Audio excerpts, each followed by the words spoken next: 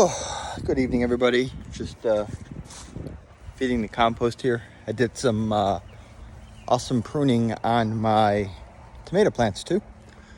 I prune my tomato plants the same way I would prune my trees. So if you want to recap on how to prune trees, just search for my pruning video. But tomatoes, the main difference with tomatoes, which most of you probably already know, are those suckers. So you got a Y here, and if something's growing out of it, can't really do it. If you got a Y here and something's growing out the middle, cut it out. And then what I do is I just follow the same way I do my trees. Is I go up and I start cutting the I guess you call it branches or stems that are going in towards the middle. And then what I also do is I'll try to get as much of the leaves and stems that are on the ground, or the ones that look diseased. Maybe they got bit by a pest, or they're turning yellow, or they just don't look as good as the other ones. I get those guys cut off.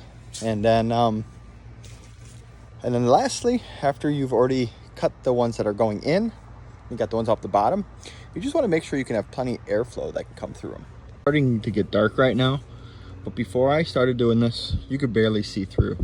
And now the air is going to be able to come right through. You know, this one as well.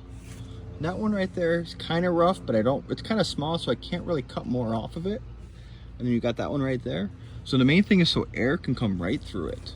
And in my mind, 3 ways why we do it so air can come through it. First of all, air can go through it, so then it keeps diseases, it keeps stagnant, you know, all that stagnant in it, and it keeps it from getting all nice and dry. We know dry or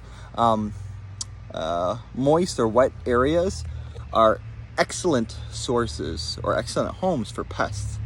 I also like to make it so I can see right through it, so then I can actually see the tomatoes that are in there. It's something that I've been doing, and as I was actually pruning some of these, I saw some tomatoes that I didn't even know was there because the leaves were covering up everything. And then I also clean it up, and then I fix my stability. So in this case, I had to add another stake right here because this whole stalk right here decided to start growing on the outside of my tomato cage. So as I'm pruning them, I will look at the stalks or the shoots coming off, and if I have to add an extra stake there, I'll do that to give it a lot of support. Yeah, I know it's getting really dark. It might be hard to see this, but you see this tomato plant too was kind of leaning over, and I used these little twist ties here to kind of help support and get the tomato plant up on the rod that I have going down. Again, that will help with airflow so that the plant can breathe correctly. It will prevent the damp conditions for those nasty bugs to live in. It'll actually help your leaves and the overall plant health.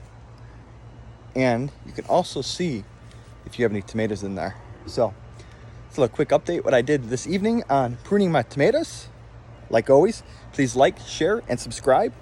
Until next time, keep growing, and that's right. I'll talk to you guys later.